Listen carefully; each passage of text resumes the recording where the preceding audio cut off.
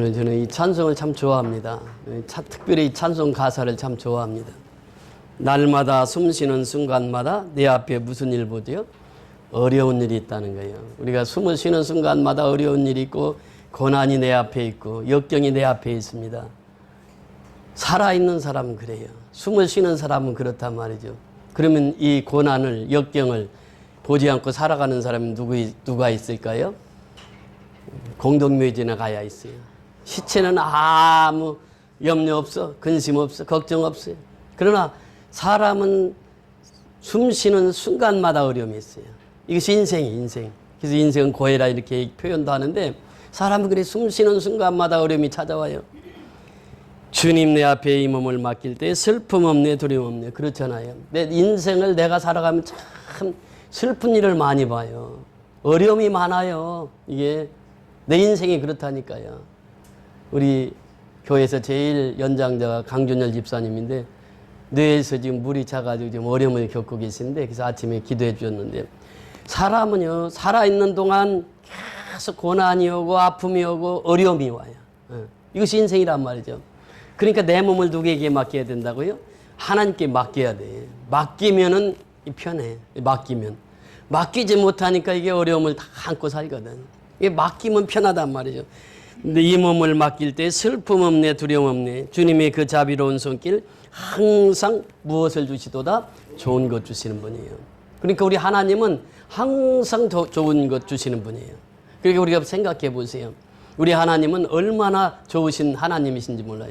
부모는 자녀에게 무엇을 주기를 원하죠? 좋은 것 주기를 원해요. 그러니까 부모는 항상 자녀를 볼 때마다 좋은 것 주기를 원해요. 그러니까 아버지가 하나님이 그렇단 말이죠. 우리를 볼 때마다 좋은 것 주시는 분이에요. 그러면서 살아 숨쉬는 동안 살피신다. 사랑스레 아픔과 기쁨, 수고와 평안과 안식을 주시는 분.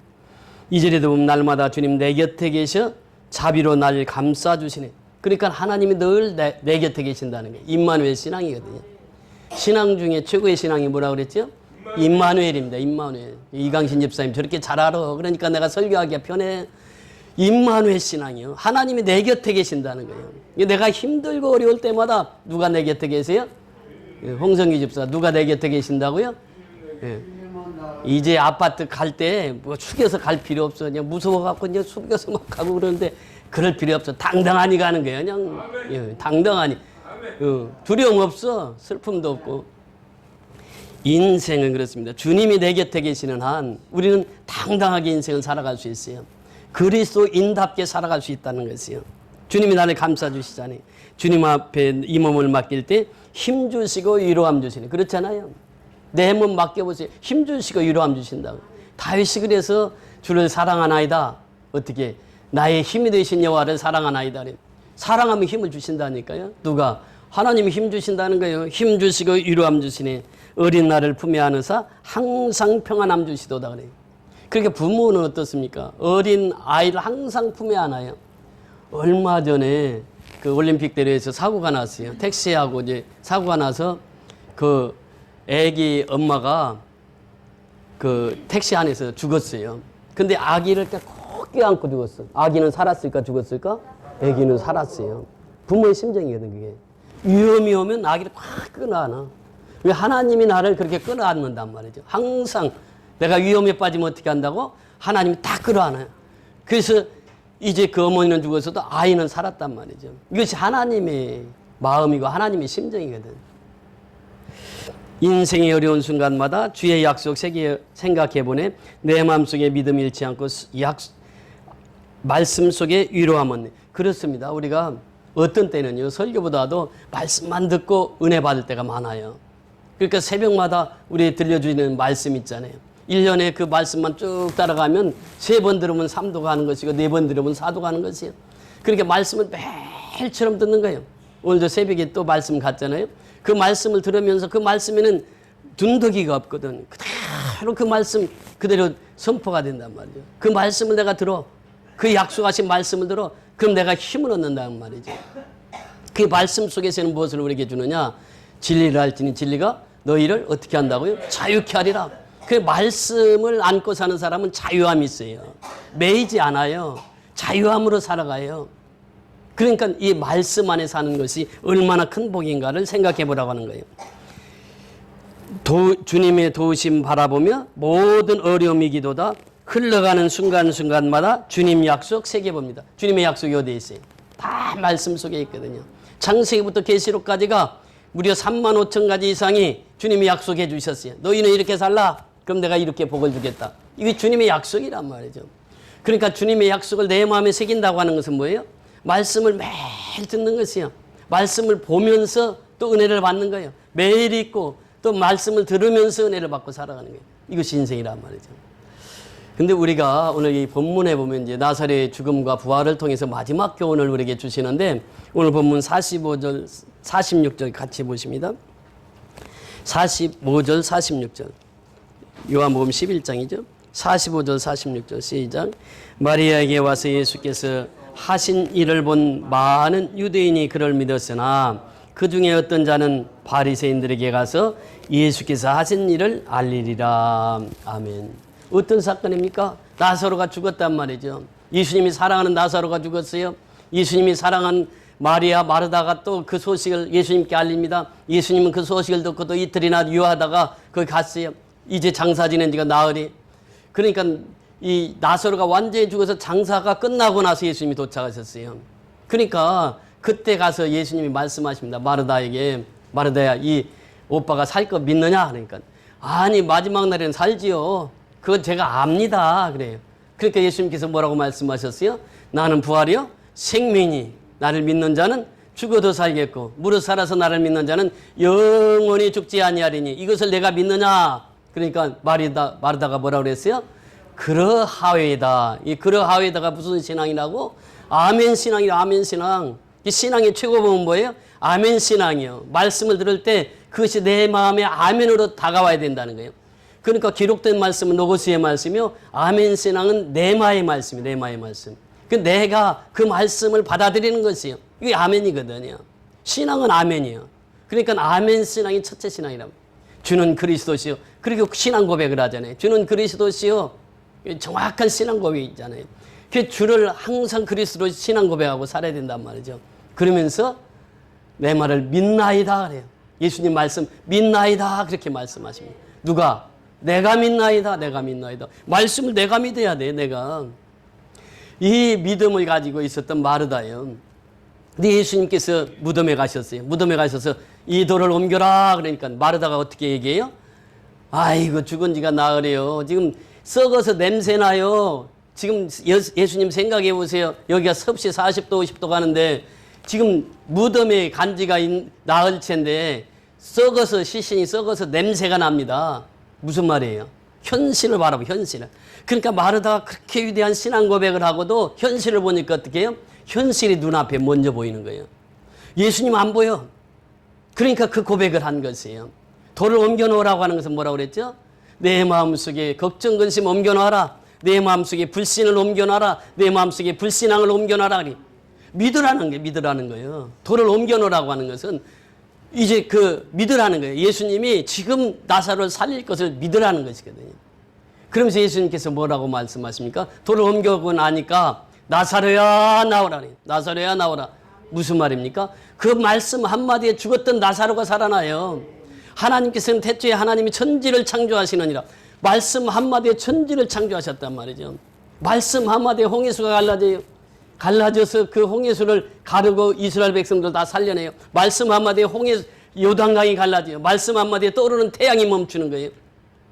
떠오르는 달을 멈추게 하시는 그 말씀 한마디로 이루어지는 거예요. 말씀 한마디로 마른 뼈들의 환상 속에 하나님이 명령대로 명령을 했더니 마른 뼈들이 연락해서 맞추고 그리고 마른 뼈들이 살아나는 역사가 일어나요. 말씀 한마디예요.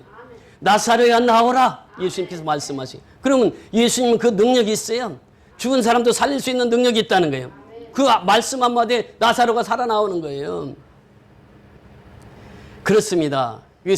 죄와 사망 속에 우리는 죽을 수밖에 없는 인간이었는데 예수님이 땅에 오셨어요. 오셔서 결코 그리스도 안에 있는 사람은 정죄함이 없나니 너희가 생명의 성령의 법 아래서 이제 죄와 사망을 이겼노라 이렇게 말씀하십니다. 로마서 8장 1절 2절의 말씀이요. 그 죄와 사망의 법에서 이기는 것은 예수 그리스도 안에 있는 거예요. 결코 정죄함이 없는 거예요. 죄와 사망을 이기는 거예요. 나사로야 나오라 했을 때 죄를 이기고 나오라, 사망을 이기고 나오라 그 말씀이에요. 그래 나오니까 예수님이 또 명령 한마디 하잖아요. 뭐라고? 풀어놓아 다니게 하라는 거예요. 풀어놓아. 자유롭게 하라는 거예요. 그 진리 안에서는 자유가 있다니까요. 풀어놓아 다니게 하라. 자, 이 광경을 목격했습니다. 많은 사람들이 광경을 목격했어요. 대부분의 사람들이 믿었을까요? 안 믿었을까요? 믿었어요. 이것이 45절의 말씀이에요. 45절 다시 한번 보세요. 마리아에게 와서 예수께서 하신 일을 본 많은 유대인들이 그를 믿었으나 그래요. 많은 유대인들이 믿었어요. 그러니까 우리도 죽은 나사로가 살아났다고 하면 우리가 눈으로 목격했어요. 그럼 믿을까 안 믿을까? 우리 성교연합교 성도는 다 믿지. 안 믿으면 비정상이지. 근데 여기 보면요, 믿지 않는 사람이 또 있어. 46절 보세요. 46절 시작. 그 중에 어떤 자는 바리새인들에게 가서 예수께서 하신 일을 알리리라. 이 말은 무슨 말인가 하면요, 예수를 안 믿어. 부활을 안 믿어. 그리고 예수님이 죽었다가 살아난 것을 누구에게 알렸다? 바리새인들에게 알렸어요. 그러니까 이 사람들은 믿는 사람이 아니야. 그래서 이 어떤 자는, 이 말은 someone이라고 하는 영어 표현이에요. 그 어떤 사람인지는 몰라. 근데 그 믿지 않고 이 사람들은 바리새인에게서 밀고를 하는 거예요. 예수 죽었다 살아났다고. 그런데 나는 믿을 수 없다고. 그러니까 이 사건을 갖다가 바리새인들에게 밀고 하는 거예요. 우리가 쓰는 말 중에 아이러니라고 하는 말이 있습니다. 아이러니 하잖아요. 진짜. 이거 아이러니 하거든, 이게. 아니, 그 예수님이 무덤을 열고 그렇게 나사로가 살아났는데 그것을 목격한 사람들 중에 믿지를 못하는 사람이 있다는 거예요. 오늘날도 역시 마찬가지입니다. 서울 장안에 누가 죽었는데 이제 예수의 이름으로 일어나라 해서 죽은 사람이 일어났어요.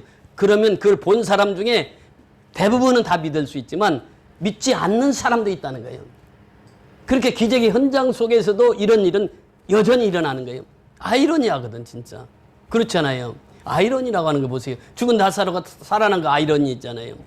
그러니까 이 아이러니한 것이 성경에 참 많이 나옵니다.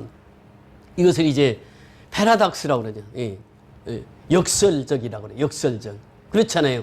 죽은 나사로가 살아났다. 역설적이요. 그래, 그것을 보고 믿는 사람들이 많았어요. 대부분이 다 믿었단 말이죠. 그런데 어떤 사람은 믿지 않아요. 그래서 그들이 가서 예수 부활하신 소식을 바리새인들에게 고발하고, 바리새인들은 바로 그 사내들인 공의원을 모집합니다. 그것이 이제 바로 그 다음 절에 나오는 거예요. 자, 보세요. 47절, 48절 보세요. 시작. 이에 대제사장들과 바리새인들이 공의를 모으고 이르되 이 사람이 많은 표적을 행하니 우리가 어떻게 하겠느냐. 만일 그를 이대로 두면 모든 사람이 그를 믿을 것이요. 그리고 로마인들이 와서 우리 땅과 민족을 빼앗아 가리라 하니, 이에 대제사장들과 바리새인들이 공회를 모으고, 이게 무슨 공회일까요? 사내들인 공회입니다. 이 사내들인 공회는 70명으로 구성되어 있고 대제사장이 이제 한 사람 더 있어요. 그래서 71명이 사내들인 공회원이었는데, 사내들인 공회원은 입법, 사법, 행정을 다 가지고 있습니다. 그러니까 다윗 왕 때, 솔로몬 왕 때처럼 입법부, 사법부, 행정부를 다 통솔하고 있어요. 어디가? 사내들인 공회원. 그러니까 사내들인 공회원은 그 당시에 유대인들이 생각하기를 이 사람들은 신이 세운 사람들이라 이렇게 생각했어요. 이 사람들은 완벽한 사람이다. 이 사람들은 모든 정치적인 면, 입법부, 사법부 이것을 전체를 다 통과하니까 사내들인 공회에서 딱 통과가 되면 그날부로 일이 처리가 되는 거예요. 이 사람들에게 지금 바리새인들이 가서 바리새인들에게 고발해서 바리새인들이 사내들인 공회원을 다 모았어요. 그때 당시에 사내들인 공회원은 대부분이 사두개인들이었습니다. 바리새인들은 소수였어요. 근데 바리새인들이 또 재정을 맡고 있었거든. 그래서 소수라도 힘이 있어요. 이 바리새인들이 다 사내들인 공회원을 모아가지고 지금 이 예수가 죽은 나사로를 살렸단 말이에요. 이 소문이 계속 나는 거예요. 그러니까 사람들이 어떻게 했어요? 구름대처럼 밀려오는 거예요. 그러니까 이것을 본 사내들인 공회원들은 야, 이거 폭동이 일어나겠다. 폭동. 예수 저 한 사람이 폭동을 일으키면 우리 다 죽는다. 그래서 지금 48절에 보면 만일 그를 이대로 두면 어떻게 해요? 모든 사람이 그를 믿을 것이요. 죽은 사람이 살아났잖아. 그렇게 이 소식을 계속 전파하면서 복음을 전하니까 모든 사람이 믿을 것이요. 또 뭐라고 말합니까? 그리고 로마인들이 와서 우리 땅과 민족을 빼앗아가리라 하니 그래요. 그러니까 무슨 말인가 하면 그때 예수님이 살고 있는 그 당시는 누가 통치했어요? 로마가 통치했단 말이에요. 시저 황제가, 그 황제라고 하는 말이 뭐예요? 큐리어스라고 하는 말이에요. 큐리어스. 그런데 예수를 믿는 사람이 예수님을 뭐라고 말해요? 큐리어스라고 해요. 큐리어스, 황제라고. 그러니까 이 황제라고 하는 말과 예수님, 주님이라고 하는 말이 똑같은 단어. 그 당시에 똑같은 맥락으로 쓰임을 받았단 말이죠. 그러니까 이 산헤드린 공의원이 생각할 때, 야, 이거 황제가 또 나타났다고? 이스라엘에도 황제가 나타났다고? 그럼 로마에서 가만히 있겠어요? 로마 황제가 당장 군사를 풀어가지고 다 그 정복시켜라. 명령하지 않겠느냐라는 거예요. 그때 당시 모든 길은 어디로? 모든 길은 노마로 다 로마의 그 모든 그 문화의 집성지였고 그 권력의 집성지가 노마였거든. 그러니까 로마 사람들이 이 소식을 듣는다. 예수가 황제라고 한다. 그러면 가만히 있겠냐는 게 당장 와서 우리 다 잡아갈 거 아니냐. 그리고 우리나라 다 정복할 거 아니냐. 우리가 무슨 힘이 있느냐. 로마인들 때문에 우리가 빌붙어서 살고 있는데 산헤드린 공의원들이요. 최고의 권력과 부를 누렸습니다. 왜냐하면 그들은 예배를 다 주관했거든. 예배를 드리는데 그전에는 다 짐승을 가지고 와서 예배를 드렸어요. 그러니까 멀리서 이제 6월절 같은 때 이제 1년에 한 번씩 돌아오는데 이 절기가 오면은 사람들이 양을 이제 시골에서 가지고 와요. 또 뭐 염소를 가지고 와요. 그 재물을 가지고 와. 그러면 이제 먼 길을 오다가 보면 양이 어떻게 하겠어요? 상처도 나고 그런단 말이죠. 그럼 제사장이 딱 보고 있다가 야야 이거 안 돼 이거 상처난 거 하나님이 안 받아. 여기서 사 여기서. 우리가 다 팔고 있잖아. 그리고 400까지 남겨 그걸. 양 한 마리 10,000원이면 100만 원이면 400만 원을 받아. 그리고 300만 원 누가 착취해요? 그들이 다 착취하는 거예요. 이게 누구냐면 산헤드린 공의원들이 했던 일이야. 그 산헤드린 공의원들은 아주 부를 누리고 살았어요. 최고의 부와 최고의 권력을 다 가지고 산 손에 이 사람들이 산헤드린 공의원들이에요. 이 사람들이 다 회의를 하는 거예요. 그러면서 이 지금 예수를 그냥 두면은 이 우리나라 이게 살 수가 없다. 그러니 예수를 어떻게 하자? 예수를 죽여야 되겠다. 그래서 죽일 음모를 합니다. 근데 49절 한번 보세요. 핵심 50절 시작. 한 사람의 백성을 위하여 죽어서 온 민족이 망하지 않게 되는 것이 너에게 유익한 줄을 생각하지 아니하는도다 하였으니 52절까지 계속 있습니다. 이 말은 스스로 함이 아니요 그 해의 대제사장이므로 예수께서 그 민족을 위하시고 또 그 민족만 위할 뿐 아니라 흩어진 하나님의 자녀를 모아 하나가 되게 하기 위하여 죽으실 것을 미리 말함이로라. 그러니까 핵심은 뭐예요? 이 말은 뭐라고? 스스로 함이 아니라는 거예요. 대제사장이 얘기합니다. 대제사장이 누구였다고요? 가야바였습니다. 그 가야바의 바로 앞 대제사장은 누구였느냐? 안나스라고 하는 분이에요. 이 안나스라고 하는 사람은 이 로마의 행정부의 마음이 흡족해 하질 않았어요. 왜냐하면 자기가 착복하고 로마에다 세금을 잘 안 받죠. 자기만 잘 사는 거예요. 그러니까 로마에서 이 대제사장직을 폐위로 시킨 거예요. 그러니까 이 안나스가 얼마나 꾀가 많은지 딸이 있었거든. 딸을 시집 보내가지고 가야바라고 하는 사람이 시집을 보냈어. 그래서 가야바를 대신 자기 후계자로 세운 거예요. 그 대제사장이 가야바입니다. 이 대제사장 가야바가 예수님을 이제 십자가에 못 박는데 일조를 한 사람이 가야바예요. 가야바는 로마의 눈이 들었던 거예요. 로마 사람들의 비율을 잘 맞춰. 그리고 이제 세금 받치면 잘 갖다 로마를 섬기고 그랬어요. 그러니까 가야바를 딱 세우는 거예요. 근데 그 당시는 계속 그 대제사장을 하는 제도가 아니었어요. 뭐 우리나라의 대통령 선거도 4년마다 한 번씩 하고 그러잖아요. 그렇게 이제 하는데 이 사람은 18년 동안 했어요. 왜? 장기 집권을 할 수 있었던 것이 로마에서 딱 볼 때 이거 충성스러운 종이야. 그러니까 가야바는 18년 동안. 그러니까 가야바는 모든 권력과 모든 부를 누리고 사는 사람이요. 그게 가야바가 얘기를 하는 거예요. 가야바가 오늘 20절에 얘기하기를 50절의 핵심인데 한 사람이 백성을 위하여 죽어서 온 민족이 망하지 않게 되는 것이 너에게 유익한 줄을 생각하지 아니하는도다 하였으니 그러니까 예수 한 사람만 죽이면 어떻게 한다고요? 우리가 다 잘 살 수 있어. 로마의 그 핍박 안 받아도 돼. 로마가 우리 쳐들어오지도 않아. 그러니까 한 사람만 죽이면 돼. 그 사람이 누구라고요? 예수라면 예수. 예수 한 사람만 죽이면 돼. 근데 이 가야바가 그 악한 사람이 이 말을 어떻게 했겠느냐는 거예요. 이 말을 그가 한 것이 아니야. 그 51절에 보니까 뭐라고 말씀했어요? 이 말은 스스로함이 아니라는 거예요. 스스로함이 아니라. 스스로함이 아니요 그의 대제사장이므로 예수께서 그 민족을 위하시고 그 민족만 위할 뿐 아니라 흩어진 하나님의 자녀들을 모아 하나가 되게 하기 위하여 죽으실 것을 미리 말함이라. 그러니까 가야바가 예언을 한 거예요. 예언. 자기도 모르게. 보세요. 마태복음 16장에 보면은 그래, 세상 사람들이 나를 누구라 하느냐 그러니까 뭐라고 그랬어요? 세례 요한이나 엘리야나 또 선지자 중에 한 사람이라고 합니다. 그러니까 예수님이 제자들을 향해서 물어봐요. 그러면 너희는 나를 누구라 하느냐? 베드로가 뭐라고 고백합니까? 주는 그리스도시요 살아계신 하나님의 아들이시니이다. 그렇게 예수님께서 베드로를 칭찬하시면서 내가 복이 있도다. 그러면서 이것을 내가 알게 한 이는 하늘에 계신 아버지께서 너에게 알게 하신 거지. 그러니까 이 신앙 고백이 베드로가 스스로 한 것 같지만 누가 그를 통해서 말씀하셨다고요? 하늘에 계신 아버지께서 그 입을 통해서 고백하겠단 말이에요. 주는 그리스도이시여 살아계신 하나님의 아들이라고. 마찬가지로 지금 가야바가 그렇게 고백을 한 거예요. 한 사람만 죽이면 된다. 이 예수만 죽이면 이 소동 안 일어나잖아. 예수만 죽이면 죽은 자 살아난 나사로의 소식 그 증거해도 예수만 죽이면 돼. 이 얘기입니다. 지금 가야바가. 그래서 이 예수만 죽이면 모든 것이 끝이 난다는 거예요. 가야바가 이 얘기를 한 거였어요, 지금. 그래서 이제 산헤드린 공의원들이 그것을 다 수긍을 하게 된 거예요. 그래서 53절 보세요. 53절 시작. 이날부터는 그들이 예수를 죽이려고 모의하니라 그래요. 이때부터 예수님이 이제 십자가에 못 박힐 것을 예언을 했고 이제 예수님은 십자가에 못 박혀야만 하는 그 이날부터 이제 시작이 되는 거예요. 이날부터 예수님은 이제 십자가의 길로 가시는 거예요. 이 사건 때문에 누구 사건 때문에? 나사로의 사건 때문에.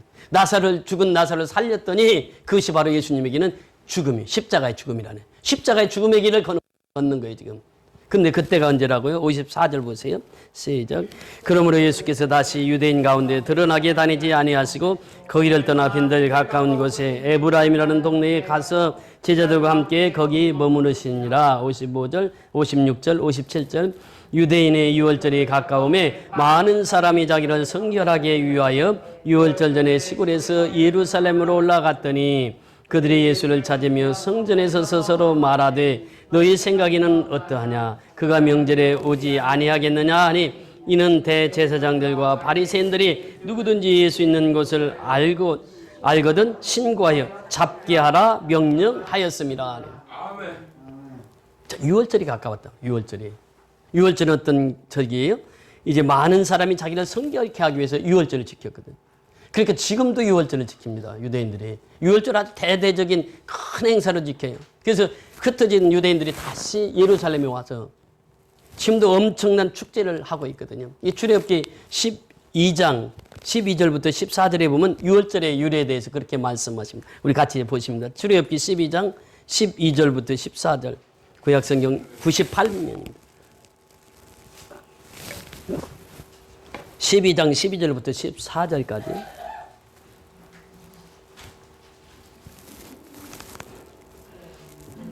12절 제가 먼저 읽습니다. 내가 그 밤에 애굽 땅에 두루다니며 사람이나 짐승을 막론하고 애굽 땅에 있는 모든 처음 난 것을 다 치고 애굽의 모든 신을 내가 심판하리라. 나는 여호와라. 13절 14절 같이 읽습니다. 내가 애굽 땅을 칠 때에 그 피가 너희가 사는 집에 있어서 너희를 위하여 표적이 될지라. 내가 피를 볼 때에 너희가 넘어가리니 재앙이 너희에게 내려 멸하지 아니하리라. 너희는 이날을 기념하여 여호와의 절기를 삼아 영원한 규례로 대대로 지킬지니라. 아멘. 자, 내가 그 밤에 애굽 땅에 두루다니며 사람이나 짐승이나 막론하고 애굽 땅에 있는 모든 처음 난 것을 다 치고 처음 난 것, 첫 새끼, 짐승의 첫 새끼, 사람이는 장자예요. 다 죽이겠다는 거예요. 다 죽이고 또 뭐라고 말씀하십니까? 애굽의 모든 신을 내가 심판하리라 그래요. 애굽에 많은 신들이 있었어요. 그 신들을 내가 다 심판하리라 그래요. 누가? 하나님께서. 유월절은 특징이 뭐냐? 장자의 죽음과 짐승의 첫 새끼의 죽음이에요. 그래서 이제 패스오버, 그래서 이제 그 죽음을 통해서 예수님께서 어린 양의 피를 바른 가정들마다 다 죽지 않고 뛰어넘어갔다. 그래서 패스오버, 유월절이라고 하는, 과월절이라고 하는 절기가 여기서 나옵니다. 그러면서 또 모든 신을 뭐해? 내가 심판하리니. 그 하나님 우상숭배를 싫어하시는 거예요. 나 외에, 십계명 중 1계명이 무엇입니까? 나 외에 다른 신을 섬기지 말라. 그렇게 두 가지예요. 여기서 보면 짐승의 첫 새끼와 사람의 장자를 다 죽이겠다 명하시고, 두 번째는 모든 신을 내가 심판하겠다는 거죠. 모든 신. 그렇게 사람이요, 신을, 여러 신을 섬길 때, 잡신을 섬길 때, 우상숭배를 할 때에 어떤 것이 오느냐? 어려움이 와요. 그 나라의 극한 어려움은 어떤 때 오느냐? 우상숭배 할 때예요. 하나님 섬기지 않아요. 우상을 섬겨. 그러니까 하나님께서 이 모든 신을 심판하시는 거예요. 이것이 바로 유월절이란 말이에요. 그러면서 이제 심판의 대상에서 제된 사람이 바로 13절에 나오죠. 내가 애굽 땅을 칠 때에 그 피가, 무슨 피가? 어린 양의 피가, 어린 양의 피가 너희가 사는 집에 있어서 너희를 위하여 표적이 될지라. 내가 피를 볼 때에 너희를 넘어가려니. 그 피가 무슨 피라고요? 어린 양의 피. 그 피는 곧 누구의 피라고요? 예수의 피. 예수의 피. 예수의 피를 상징하는 어린 양의 피를 볼 때마다 예수님은 그걸 넘어가겠다는 거예요. 그 집에 재앙이 없겠다는 거예요. 짐승의 첫 새끼와 장자가 죽지 않겠다는 거예요. 그 피를 볼 때에 너희를 넘어가려니 재앙이 너희에게 내려 멸하지 아니하리라. 이것이 바로 유월절이란 말이에요. 예. 피를 볼 때, 예수의 피를 볼 때. 그러면서 이 보면은 홍해수 심판이나 노아 심판에 보면은 죄악이 어떻게 했다고요? 관영했더라니. 죄악이 꽉 차 있어. 그럼 하나님 심판이 오는 거예요. 그러니까 홍해수 심판 때도 애굽 백성들이 그렇게 쫓아와가지고 하나님의 백성을 죽이려고 했을 때 하나님께서 심판하잖아요. 노아 방주 때도 역시 마찬가지. 죄악이 관영이 돼 있어요. 그러니까 하나님께서 비를 내려가지고 모든 기시가는 식물과 동물과 사람 다 죽이고 노아의 방주 안에 들어있는 사람만 살리는 거예요. 이게 하나님의 심판이라면 심판. 그때는 악이 관영한 때란 말이에요. 악이 관영한 때는 하나님의 심판이 임한단 말이죠. 그리고 나서 이 말씀하시기를 너희는 이 날을 기념하여 여호와의 절기를 삼아 영원한 규례로 대대로 지킬지니라. 그래서 지금도 유월절을 지키는 거예요. 그러니까 유월절이 가까웠다라고 하는 것은 이스라엘 백성들이 자신을 성결케 하기 위한 거예요. 예수의 피가 나를 살렸는데, 내가 예수의 피의 은혜로 지금까지 살아왔는데 내 자신을 다시 한번 살피는, 이것이 뭐냐? 유월절이라는 거예요. 그러면서 이 영원한 규례로 대대로 지킬지니라. 그래서 우리가 매주마다 성찬하는 것이 뭐예요? 바로 유월절의 피를 기념하는 것이에요. 이게. 그러니까 성찬 떡을 먹는다. 예수님의 몸을 기념하는 거예요. 잔을 마신다. 무엇을 기념하는 거예요? 예수의 피. 유월절의 어린 양의 피가 바로 예수의 피란 말이에요. 예수의 피를 예표하고 있는 것이 어린 양의 피란 말이죠. 그러니까 예수의 피를 먹고 마시는 자, 예수님의 살을 먹고 마시는 자는 영원히 살리라. 이것이 성찬, 성찬. 그래서 이 우리가 오늘날도 이 성찬을 통해서 패스오버, 유월절을 지금 지키고 유월절을 의미하면서 우리가 이 잔을 마시는 거란 말이죠. 그래서 우리가 여기 핵심이 뭐냐면 예수를 죽이려고 그랬어요. 근데 예수님은 잠시 피했어요. 어떤 학자들은 그렇게 얘기해요. 야, 예수님 좀 비겁하지 않냐? 아니, 그냥 가지 왜 거기서 피해? 근데 예수님이 아직 때가 안 됐어. 때가 안 될 때는 예수님 피신하는 거예요. 십자가를 칠 때가 아직 안 됐어. 유월절에 가서 예수님이 예루살렘에 올라갔을까요? 안 올라갔을까요? 그 위험한 상황에서 또 예루살렘 올라갑니다. 유월절 지키러. 그런데 그 당시는 피하는 거예요. 왜? 소나기가 올 때는 어떻게 해요? 피해놓고 봐야 되거든. 잘났다고 그냥 소나기 다 먹고 가는 사람은 없거든. 피하거든, 일단은, 소나기는. 그래서 예수님 일단 피하고 이제 자기가 십자가 칠 때, 때가 아직 안 됐어. 잠깐 피했던 것이죠. 그리고 유월절이 가까운지라. 그게 뭐예요? 아버지 때가 가까웠느니라. 예수님이 이제 십자가에 죽을 때가 가까웠느니라. 이것을 지금 예표하고 말씀하시는 거예요. 사람들은요, 아이러니하게 삽니다. 역설적으로 살아가요. 그런데 성경은요, 그것을 우리에게 말씀하시는 거예요. 우리가 잘 사는 길은 뭐냐? 예수 잘 믿는 것이 제일 잘 사는 것이에요. 이제, 빌리그람이라고 하는 목사님이 계셨는데, 이분이 세계적인 부흥사였습니다. 이번에 카나다에 갔어요. 카나다에서 아침을 맞으면서 보니까 새가 노래를 하는 거예요. 새가 지지배배 하고 새소리에 깼어, 잠을. 그래서 자기가 고백했어요. 나는 카나다에 가서 새소리에 잠을 깼습니다. 제가 일본 도쿄를 갔습니다. 도쿄에 갔더니 아침에 새벽에 차 소리가, 자동차 소리가 너무 많아요. 자동차 다니는 소리에 제가 깼습니다. 한국에 왔습니다. 한국에 서울에 왔더니 새벽종이 울렸습니다. 새벽종 소리에 제가 깼습니다.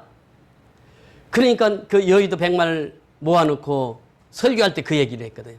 새벽 종소리가 나를 깨웠습니다. 대한민국은 축복받은 나라입니다. 대한민국을 통해서 전 세계가 복을 받을 것입니다. 대한민국은 새벽 기도가 있는 나라입니다. 새벽을 깨우는 나라가 대한민국입니다. 그러면서 그분이 그렇게 말씀하셨어요. 그렇습니다. 지금 우리나라가 잠시 어려움이 있지만은 이 어려움을 극복하면 전 세계를 복음화시키는 그런 주역이 되는 대한민국이 될 줄 믿습니다. 대한민국을 통해서 하나님 역사를 이루시기로 하는 거예요. 지금 이제 미국보다도 대한민국이 하나님 출시하고 있기 때문에 대한민국을 통해서 전 세계 복음이 전파해서 오직 성령이 너에게 임하시면 너희가 무엇을 받고? 권능을 받고 예루살렘과 온 유대와 사마리아와 땅끝까지 이르러 내 증인이 되리라. 이강신 집사는 암송하니까 다 암송해야 돼. 이거 우리 교인은 암송 못하면 이강신 집사님한테 가서 물어봐. 다 암송해야 돼. 이거 못하면 안 돼. 우리 성교연합회 성도의 자질이 없는 거야. 그렇지? 그래서 우리는 땅끝까지 복음을 증거해야 돼. 이것이 바로 하나님이 원하시는 것이거든요. 대한민국을 통한 하나님의 뜻이 있단 말이죠. 우리를 통해서 전 세계를 복음화시키는 거예요. 우리를 통해서 미얀마를 복음화시키는 거예요. 지금 미얀마가 어려움이 겪고 있지만 그 어려움도 이제 다 지나가리라고 믿습니다. 그래서 우리가 자유롭게 선교하면서 이제 미얀마 땅을 변화시키는 건 하나님이 원하시기 때문에 지금 이제 32차 선교에도 하나님께서 많은 동역자들을 보내주셔서 이제 32차도 승리하는 그런 32차 미얀마 선교가 될 줄 믿습니다. 여러분들이 미얀마를 위해서 기도해 주시고 또 미얀마 선교 동역자들을 위해서 기도해 주시고 또 여러분들이 가진 문제를 놓고 기도할 때마다 예수님이 말씀하신 것 어떻게 예수님은 그 승리의 삶을 우리에게 말씀하셨습니까? 첫째는 그래요. 우리가 이 민족을 살리는 것은 예수를 믿는 것이에요. 예수 믿는 것이 민족을 살리는 것이 가장 중요한 것이에요. 이중표 목사님 그랬어요. 민족을 살리는 믿음을 가져야 된다. 그렇습니다. 우리는 민족을 살리는 믿음을 가져요. 의인은 나라를 영원롭게 하고 죄는 백성을 욕되게 하느니라. 이 믿음을 가진 자가 되어야 된단 말이에요. 믿음을 가진 자는 무엇입니까? 자기를 죽이는 자입니다. 사도 바울이 그랬어요. 믿음을 가지고 사도 바울이 고백합니다. 나는 사도 중에 특히 작은 사도입니다. 사도 중에 가장 작은 사도가 자기라는 거예요. 또 저는요 성도 중에 가장 작은 자입니다. 이게 사도 바울의 고백이에요. 그러면서 사도 바울은 나는 죄인 중에 뭐라고요? 괴수입니다. 죄인 중에 괴수란 이게 사도 바울의 신앙 고백입니다. 그래서 그는 고백하기를 내가 그리스도와 함께 십자가에 못 박혔나니 그는 이제는 내가 산 것이 아니요 오직 내 안에 누가 사신다고? 예수가 사신다는 거예요. 이것이 사도 바울의 고백이에요. 그러니까 내가 죽고 예수로 사는 것 이게 민족을 살리는 믿음이라는 것이에요. 두 번째는 그렇습니다. 민족을 살리는 사랑입니다. 살리는 건 사랑이에요. 우리가 모든 대한민국 백성을 다 사랑하네. 이것이 민족을 살리는 거예요. 그래서 너희는 마음을 다하고 성품을 다하고 뜻을 다하여 주 너희 하나님을 사랑하라. 내 이웃은 어떻게? 내 몸같이 사랑하라. 이것이 하나님의 계명이란 말이죠. 서로 사랑할 때 우리 민족을 살리는 줄 믿습니다. 마지막 중요한 것은 뭐냐? 민족을 살리는 것은 소망입니다. 예수님이 죽은 나사로 냄새나는 썩어서 이제 냄새나고 시체에서 물이 나오는 나사로를 살리셨어요. 이게 뭐예요? 소망이래. 소망. 죽은 자도 살리시는 분은 예수밖에 없어요. 예수밖에 죽은 자를 살리는 것이 없어요. 그래서 우리가 첫째는 부활의 신앙으로 이 위기를 극복해야 됩니다.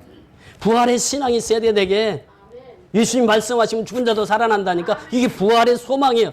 우리에게는 죽으면 더 좋은 세계가 있어. 그것이 어디입니까? 하나님의 나라 천국이란 말이에요. 그 소망을 가지고 살아가는 거예요. 두 번째는 체험신앙입니다. 여러분 보세요. 보면 믿게 되잖아요. 이제 나사로가 살아난 것을 본 많은 사람들이 믿었단 말이에요. 이 체험신앙이요. 보았잖아요. 죽은 나사로 살리는 거 보았잖아요. 그러니까 많은 유대인들이 믿었단 말이죠. 두 번째는 듣는 신앙입니다. 들어야 돼.